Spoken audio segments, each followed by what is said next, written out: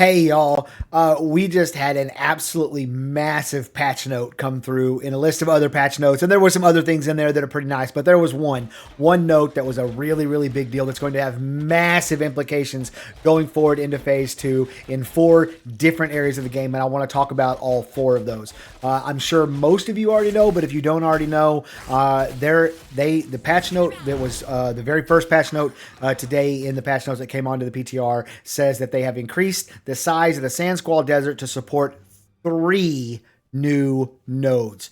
3.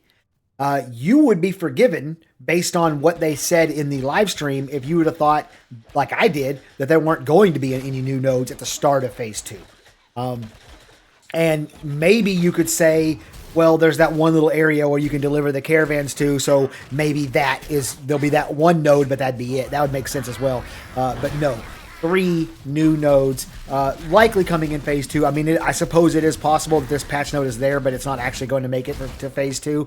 But I'll just say this, everything that's been on the patch notes since Alpha 2 started has made it into that weekend's build or the next weekend's build. So that timeline would fit. So that has massive, far-reaching implications for what's coming into phase 2. So the very first one, it's the obvious one. It's on the thumbnail. You guys know what I'm talking about. It's the copper nodes or the metal spawns, if you want to look at it that way.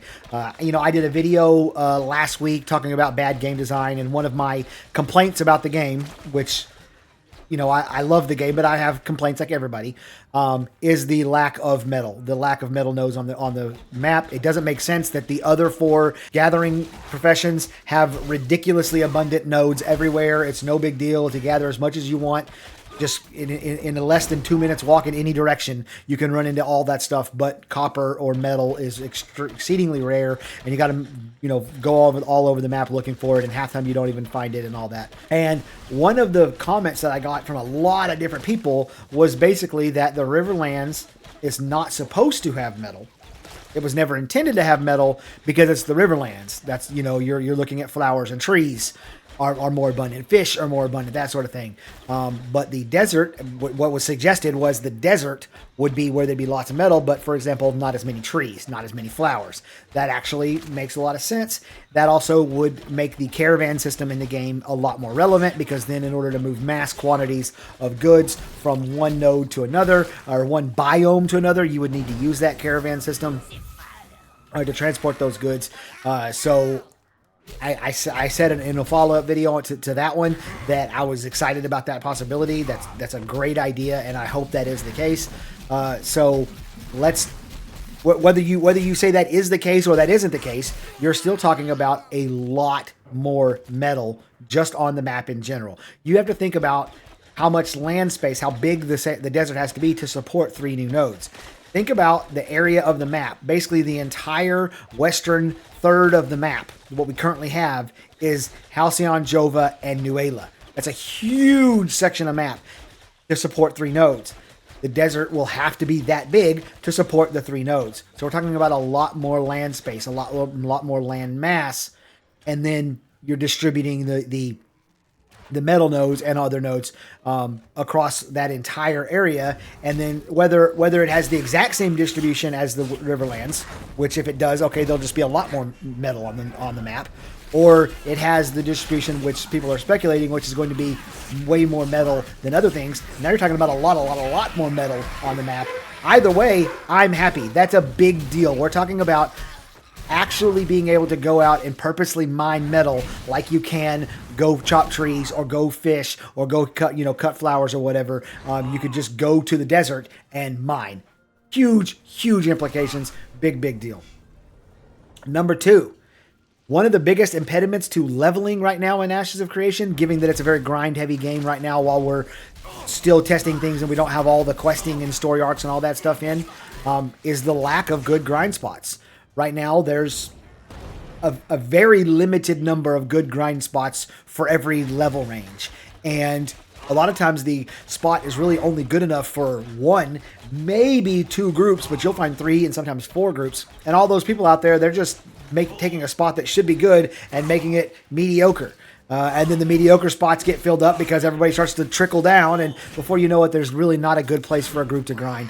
But with just more land mass, more space, you're talking about more points of interest, more mob encampments, all that stuff, so that people can spread out a little bit more and level. And this is not including if they do the same thing to the tropics. There's a high probability, I would say it's a pretty decent chance, 35% maybe, that this week we're going to test the desert and the new landmass in the desert, and then next week they're going to do the same thing in the tropics and add 1 or 2 or 3 nodes to the tropics and increase its size. So again, you're talking about more availability of grind spots, smoothing out that leveling curve, and getting more people the option to get in to these groups that are really grinding and getting a lot of experience, just because there'll be more of them, because there'll be more support for them.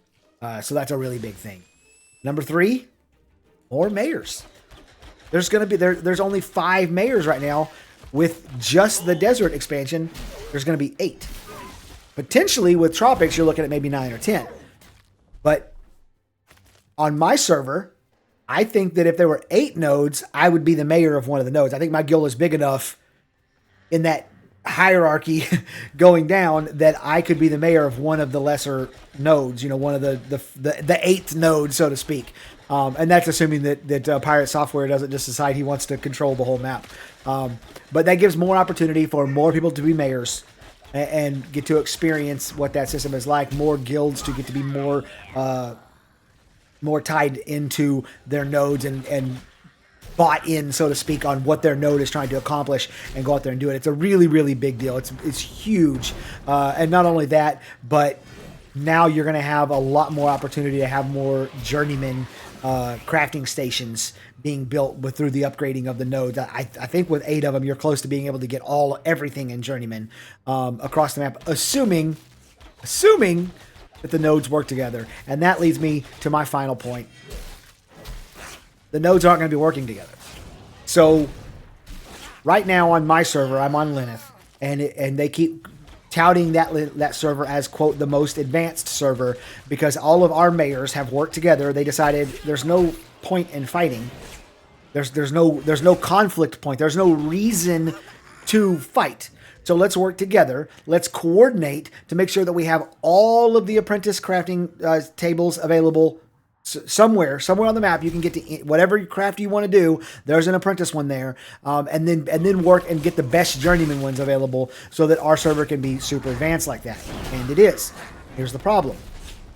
Once vassaling gets to be a part of the game, not Vaseline, vassaling, the art of making someone your vassal, all of a sudden the cooperation goes away. We're done. And if you're not aware, once a node reaches stage 4, which right now we can't reach, but we will be able to in phase 2. Once a node reaches stage 4, it locks out the other nodes around it from getting to stage 4. They're stuck at stage 3. And there are massive advantages to being stage 4. So you want to be a node that is stage 4. So if another node has vassalized you, and now you're stuck at stage 3, you might want to go to war with them, knock their node down, destroy their node, which means destroying all those crafting stations that have been built up and all that stuff, in order for you to end up getting those stage 4 advantages versus whoever it is that is the stage 4 node now. So all of a sudden, cooperation goes away, and now we're looking at conflict, and that conflict gets far, far more interesting from that politics, that drama perspective, when it's 8 nodes versus just 5.